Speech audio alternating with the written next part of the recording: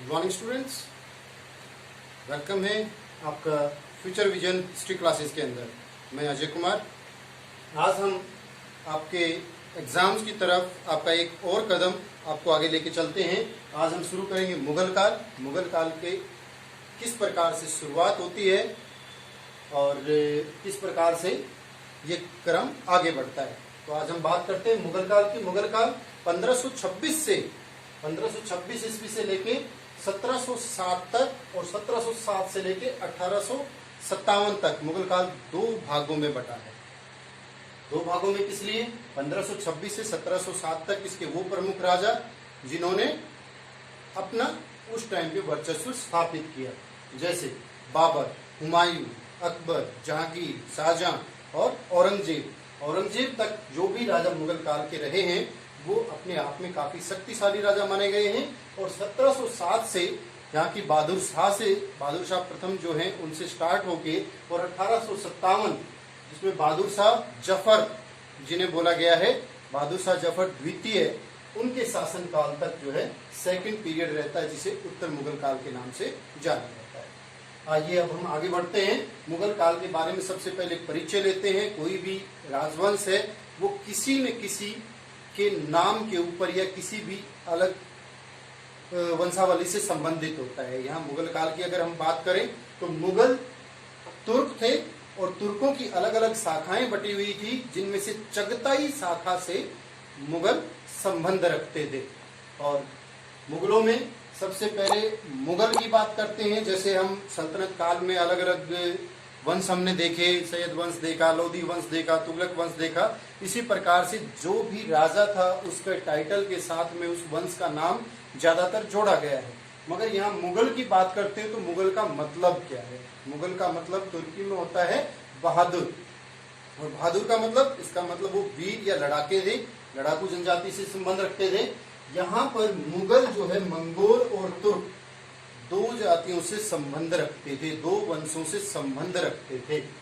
यहाँ संस्थापक के तौर पे हम बाबर को मानते हैं। मुगल काल की भारत में जो स्थापना की गई, या ये कहें कि हम तब से मुगल काल को जानते हैं, तब बाबर को इसके संस्थापक के रूप में देखा जाता है। और बाबर के जन्म के बारे में जो धारणा बताई गई है उसमें पिता का नाम उमर शेख मिर्जा, कहीं कहीं आपको क्वेश्चन जब आएंगे एग्जाम में तो कहीं कहीं पर मिर्जा उमर शेख भी लिखा आता है, तो इसमें कंफ्यूज ना हो। तो उमर शेख मिर्जा जो है वो उनके पिता का नाम है और वो तुर्क जाति से संबंध रखते थे। तुर्क मतलब तैमूर के वंशज थे वो। और उनकी माता कुतुब निगार खानम वो मंगोल वंश से संबंध रखती थी। मंगोल वंश का प्रमुख राजा कौन हुआ है? चंगेज खान, जिसके बारे में आप सभी जानते हैं। तो माता मंगोल और पिता तुर्क, ये दोनों वंश ऐसे थे जो काफी बहादुर माने जाते हैं।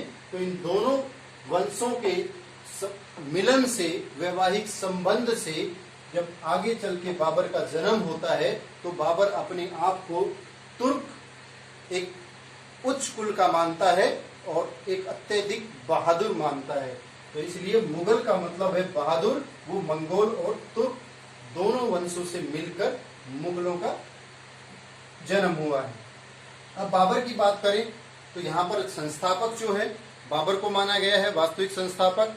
और बाबर का पूरा नाम कई बार क्वेश्चन में आ जाता है पूछने के लिए कि बाबर का पूरा नाम क्या था। तो बाबर का पूरा नाम आपकी याददाश्त के लिए मैंने इसको 3 शब्दों में लिखा है, JMB, जहीरुद्दीन मोहम्मद बाबर। पूरा नाम बाबर का था जहीरुद्दीन मोहम्मद बाबर।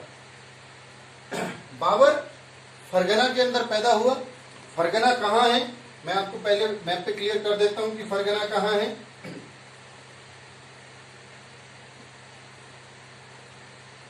ये हम भारत का पश्चिमी हिस्सा देखते हैं तो पश्चिमी हिस्से में ये पाकिस्तान का हिस्सा है। और पाकिस्तान के हिस्से के साथ ही आगे जब ईरान, ये अफगानिस्तान का कुछ हिस्सा है और इसके बाद आ जाता है ईरान का हिस्सा। तो ईरान के हिस्से में सबसे पहले क्या आता है? फरगना। क्या आता है? फरगना। तो बाबर कहाँ का शासक था? फरगना का। तो बाबर के शासन शुरुआत, बाबर का शासन शुरू होने से पहले की अगर हम बात करें तो उसके पिताजी जो हैं वो फरगना के शासक थे। हम एक बात और आपको बताना चाहते हैं कि उनके पिता जो है वो तुर्क थे और माता जो है वो मंगोल थी, मगर एंशियंट टाइम में मंगोल और तुर्कों के अंदर कभी भी अच्छे संबंध नहीं रहे थे, वो विरोधी थे। मगर धीरे धीरे वंश आगे बढ़ते गए, वंशों का क्रम आगे बढ़ने के साथ साथ उनमें एक दूसरे के साथ निकट संबंध बने और अंत में आगे उमर शेख मिर्जा के टाइम पे उनके वैवाहिक संबंध भी बने। मगर वो वैवाहिक संबंध उतने लंबे समय तक अच्छे नहीं चल पाए। मात्र जब बाबर का जन्म होता है 14 फेब 1483 में, मतलब 14 फेब को आसानी से याद रखा जा सकता है, वैलेंटाइन डे होता है उस दिन, तो 14 फेब 1483 में बाबर का जन्म होता है। और बाबर का जन्म होने के मात्र 12 वर्ष के बाद कि बाबर 12 साल का होता है, उनके मामा जो उनकी मदर थी कुतलुग निगार खानम, इनके भाई ने उनके पिता उमर शेख मिर्जा की हत्या कर दी। और उमर शेख मिर्जा की हत्या कर दी, इसका मतलब हम मान सकते हैं कि दोनों के अंदर, मुगल और तुर्कों के अंदर अब भी संबंध जो हैं उतने अच्छे नहीं स्थापित हो पाए थे। तो 12 वर्ष की आयु जैसे ही बाबर की होती है, उनके पिता उमर शेख मिर्जा की हत्या हो जाती है। और हत्या होने के बाद बाबर शासन की बागडोर संभाल लेता है।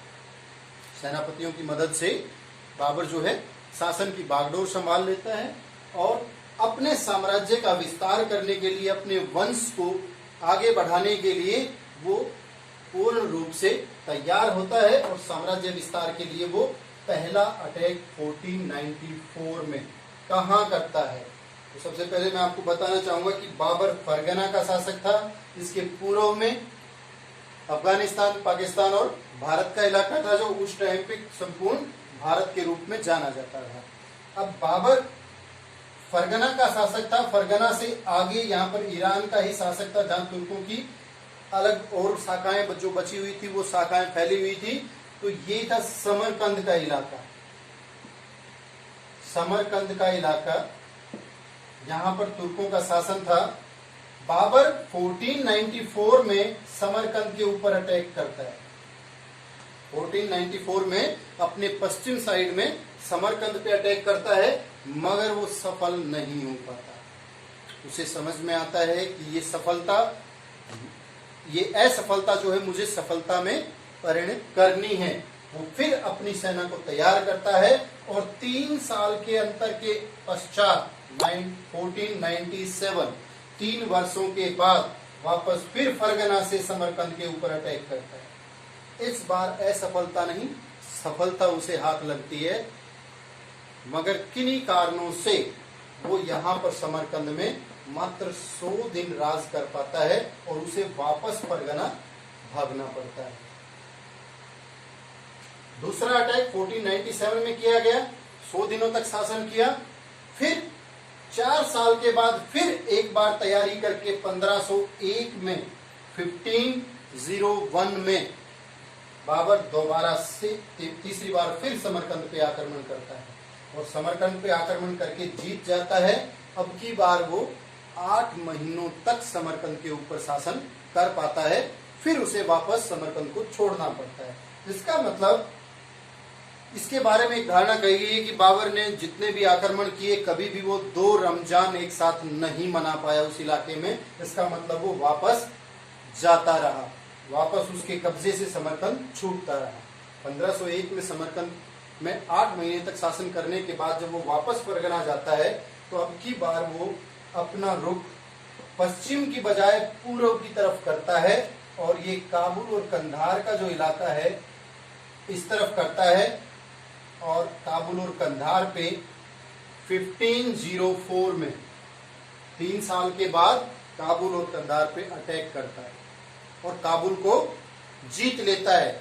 मगर यहाँ सिर्फ वो चेक करने के लिए आता है कि क्या मैं पूर्ववर्ती इलाकों के अंदर अगर अटैक करता हूँ और जीत भी पाता हूँ या मेरा कोई अन्य विरोधी हो सकता है। यहाँ वो जीत जाता है और यहाँ की जो राजनीतिक स्थिति है उसको भांप लेता है कि यहाँ इस पूरे भारतवर्ष में नॉर्दर्न इंडिया से पाकिस्तान और अफगानिस्तान के इलाके तक कोई भी ऐसा साहसी राजा नहीं है जो उसको रोक सकता है, क्योंकि इस इलाके के अंदर कंप्लीट इलाके में अराजकता फैली हुई है। हर कोई छोटे छोटे राजवंश अपना अलग अलग राजवंश चलाने के लिए तैयार खड़े हैं। 1504 में वो काबुल को जीत लेता है, मगर यहाँ पर अधिकार नहीं करता है, वो वापस फरगना चला जाता है। और 1504 में जैसे ही वो काबुल को जीतता है तो उसके बाद एक उपाधि धारण करता है जिसका नाम है पादशाह की उपाधि। बादशाह की उपाधि। बाबर से पहले जितने भी तुर्क शासक रहे हैं वो मिर्जा की उपाधि हासिल करते हैं।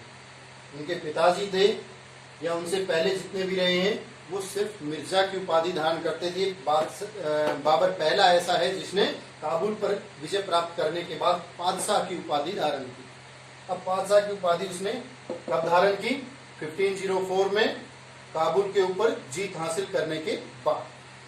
अब वापस 1511 में 1511 के अंदर एक बार फिर वो कोशिश करता है कि मैंने काबुल जीत लिया था और अब मैं फिर एक बार समरकंद को जीतना चाहता हूं और अपनी राजधानी बनाना चाहता हूं, क्योंकि समरकंद एक राजनीतिक दृष्टि से बहुत ही सेंट्रलाइज जगह थी कि वो आगे वाले इलाकों के ऊपर, पूरे ईरान के इलाके के ऊपर आसानी से शासन कर सकता था, इसलिए वो समरकंद को जीतना चाहता था। वो समरकंद पे 1511 में फिर अटैक करता है, जीतता है, मगर फिर वही असफलता उसके हाथ लगती है। एक साल के बाद 1512 के अंदर उसको समरकंद को फिर वापस छोड़ना होता है। अब यहाँ पर इसकी मानसिकता जो है वो बिल्कुल सेट हो चुकी है, बन चुकी है कि मैं समरकंद हासिल नहीं कर पाऊंगा, मैं अपना टाइम वेस्ट कर रहा हूं।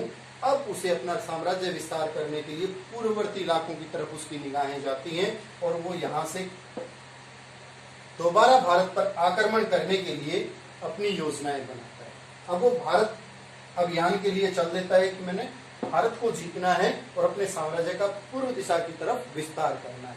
अब हम आते हैं भारत पर किए गए जो आक्रमण है उनके बारे में। सबसे पहला आक्रमण बाबर कब करता है? सबसे पहला आक्रमण बाबर 1519 के अंदर करता है। 1519 के अंदर कहाँ करता है? यहाँ से वो काबुल को जीत चुका था, इससे आगे चलता है वो और बाजोर और भेरा दो सीमावर्ती इलाके हैं, इनके ऊपर अटैक करता है। बाजोर और भेरा के ऊपर अटैक करता है, इनको जीत लेता है। जीतने के साथ ही वो वापस इनको छोड़ के अपनी टेरिटरी के अंदर आ जाता है।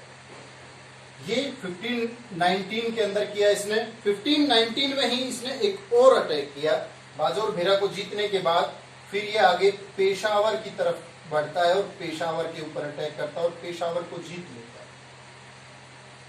बाजोर और भेरा को जीतने के बाद जब पेशावर को जीतता है 1519 में, ये वापस फिर अपनी टेरिटरी लौट जाता है। इसके सेनापति और जो सेना नायक थे वो इसको समझाते हैं कि आप जिन इलाकों को जीतते हैं उनको छोड़िए मत। जब आप छोड़ रहे हैं तो आपका अधिकार वहां नहीं रहेगा, वहां वही राजा या राजवंश जो है वो अपना अधिकार फिर स्थापित कर लेंगे। तो ये चीज बाबर को समझ में आती है और वो फिर अगले ही साल 1520 के अंदर दोबारा से पेशावर पे अटैक करता है और काबुल, बाजोर, भेरा और पेशावर तक का कंप्लीट इलाका अपने अधीन कर लेता है, जो फरगना के अंडर कमांड आ जाते हैं। और बाबर जो है यहाँ पर अपने अधिकार में इन इलाकों को रखता है, इनको छोड़ता नहीं। ठीक उसके 4 साल के बाद जैसे ही इसके ये इलाके सुव्यवस्थित हो जाते हैं, इसके कंट्रोल में आ जाते हैं, तो उसके बाद बाबर 1524 में आगे बढ़ने की कोशिश करता है और पाकिस्तान के लाहौर और सियालकोट इलाके तक ये पहुंचता है और तकरीबन संपूर्ण पंजाब का जो इलाका है उसको जीत लेता है।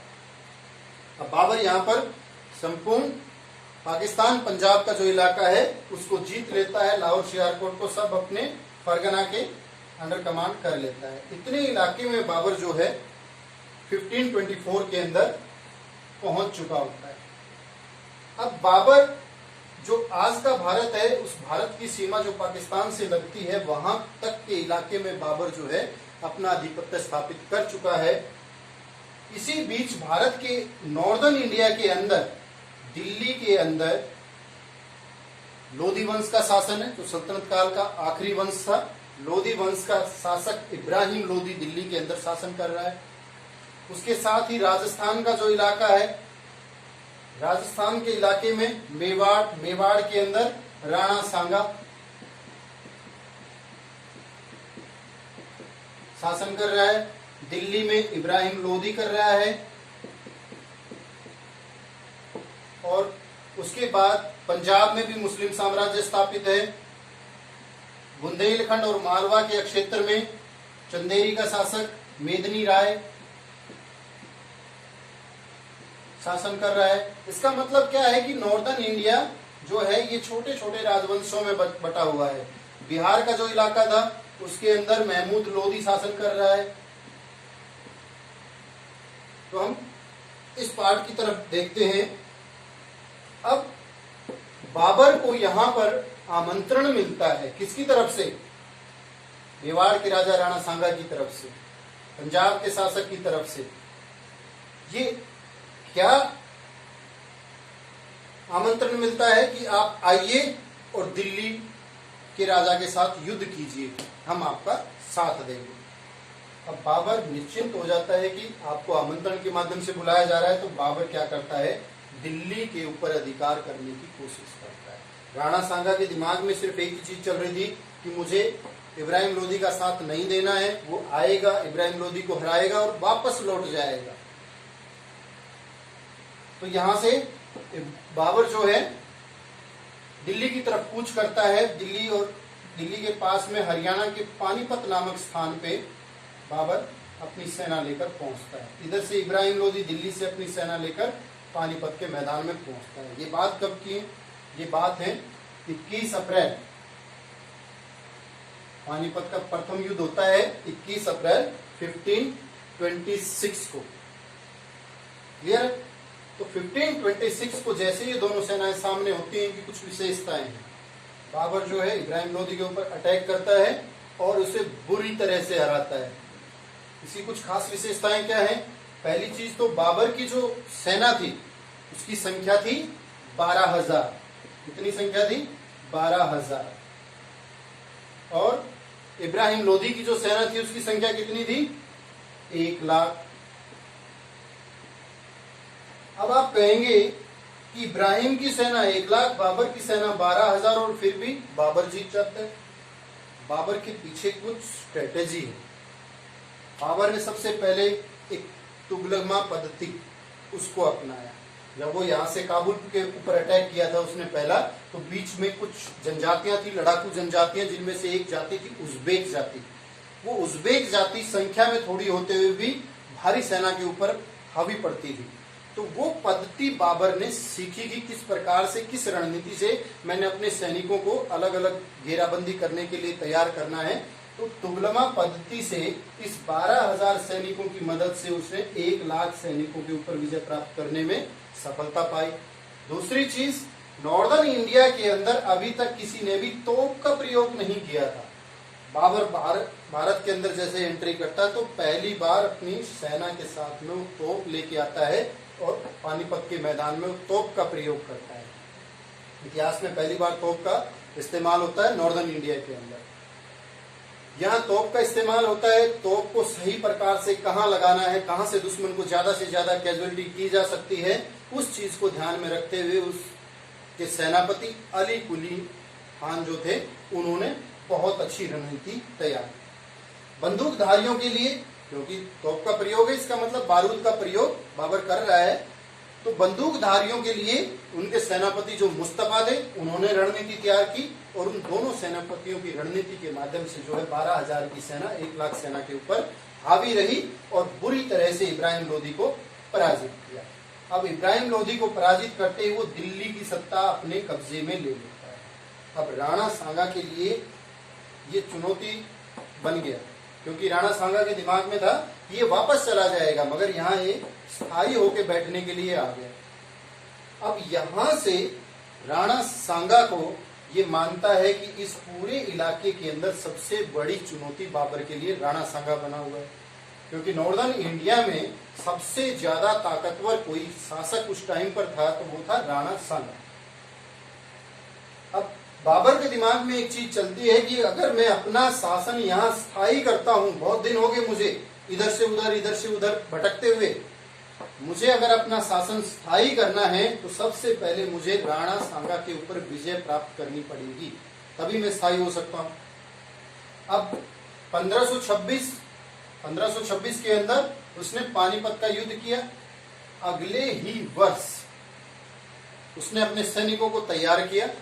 उसके पास कोई वजह नहीं थी कि वो राणा सांगा के साथ लड़ाई करे, मगर उसने अपने सैनिकों को तैयार किया कि राणा सांगा ने इब्राहिम लोदी के साथ युद्ध करते वक्त हमारी सहायता नहीं की और वो एक काफिर है, वो मुस्लिम नहीं है, इसलिए हमने अपने इस्लाम को बचाने के लिए उससे युद्ध करना पड़ेगा और उसे हराना पड़ेगा, अन्यथा वो यहाँ इस्लाम को खतरे में डाल सकता है। एक ओजस्वी भाषण दिया। उस भाषण से प्रेरित होकर उसकी सेना जो है राणा सांगा से भिड़ने के लिए तैयार हो जाती है। और अगले ही वर्ष कितनी तारीख को पहला युद्ध क्या किया था उसने? पानीपत का युद्ध, पानीपत का प्रथम युद्ध। इतिहास में पानीपत की 2 लड़ाइयां मानी गई हैं, पानीपत का प्रथम युद्ध और द्वितीय युद्ध। अब यहां पर पानीपत का प्रथम युद्ध करने के बाद वो अगले ही वर्ष 1527 तब 16-17 मार्च के 16 या 17 मार्च को 16-17 मार्च को जो है वो खानवा का युद्ध करता है। किसका? खानवा का युद्ध। किसका युद्ध करता है? खानवा का युद्ध करता है। अब खानवा का युद्ध करता है तो खानवा के युद्ध में सबसे पहले वो क्या करता है? इस्लाम धर्म के प्रति लोगों को सजग करता है, सचेत करता है और उनको जिहाद का नारा देता है। जिहाद का मतलब है धर्म की रक्षा के लिए लड़ा गया युद्ध। अपने सैनिकों को जिहाद का नारा देता है और जैसे ही लड़ाई होती है उस लड़ाई के अंदर वो बहुत ज्यादा क्रूर और अत्याचारी तरीके से राजपूतों का वध करता है, उनके सिरों को गर्दन से अलग करता है और एक ढेर लगा देता है। और ढेर लगाने के बाद जैसे ही वो खानवा का युद्ध जीतता है, जीतने के बाद वो अपने आप में क्या है? गाजी की उपाधि धारण करता है। राणा सांगा के साथ युद्ध होता है, जिहाद का नारा देता है और गाजी की उपाधि धारण करता है। गाजी का मतलब है जो मुस्लिम धर्म को नहीं मानते, उन्हें काफिर कहा गया, तो काफिरों का वध करने वाला गाजी कहलाता है। अब जैसे ही वो राणा सांगा के ऊपर विजय प्राप्त कर लेता है तो उसके बाद यहाँ पर वो अपनी रणनीति तैयार करता है कि अब मैं यहाँ पर स्थायी शासन व्यवस्था स्थापित कर सकता हूँ। तो अगर क्वेश्चन आता है कि बाबर ने भारत पर स्थायी शासन कब या किस युद्ध के बाद स्थापित किया, तो खानवा के युद्ध के बाद, ना कि पानीपत के युद्ध के बाद, खानवा के युद्ध के बाद। क्लियर है? अब खानवा का युद्ध समाप्त होने के बाद उसके साम्राज्य विस्तार की भूख अभी मिटी नहीं थी।